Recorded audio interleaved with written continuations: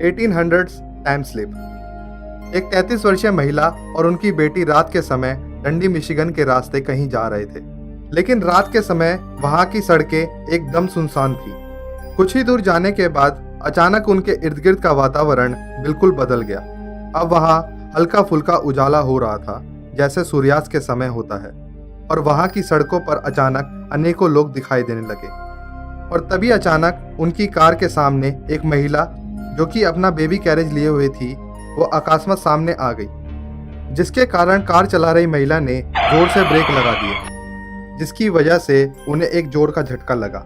और जब वो महिला उस झटके से उभरी तो आसपास का नज़ारा एक बार फिर पहले जैसा हो गया।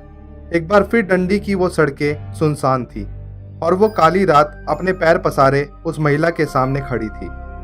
जब इस घटना के बारे में उस महिला ने अपने दोस्तों को बताया तो किसी को भी उसकी बात पर विश्वास नहीं हुआ, लेकिन वह महिला आश्वस्त थी कि उसके साथ जो भी कुछ हुआ वो सच था, कोई वहम नहीं। उसका कहना था कि उसे आज भी वो बेबी कैरेज वाली औरत का चेहरा याद है। गाड़ी के सामने आने से वो भी उतना ही घबरा गई थी जितना गाड़ी के अंदर बैठी वो महिला।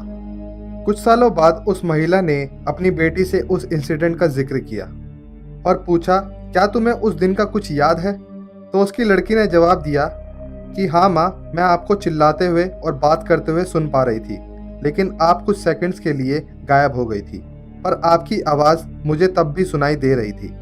यह सुनकर वो महिला अचंभित हो उठी, क्योंकि उसको याद था कि उसकी बेटी तो सो रही थी, फिर उसको ये घटना कैसे याद रही।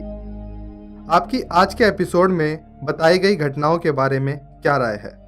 क्या आप में से किसी को कभी ऐसा कोई आभास हुआ है? हम टेक्नोलॉजी के द्वारा कभी सुगम रूप से टाइम ट्रैवल कर पाएंगे? ये तो एक जटिल सवाल है ही, लेकिन क्या हमारी मदर नेचर के पास भी ऐसी कुव्वत है जो कि किसी को समय में आगे या पीछे टेलीपोर्ट कर सकती है?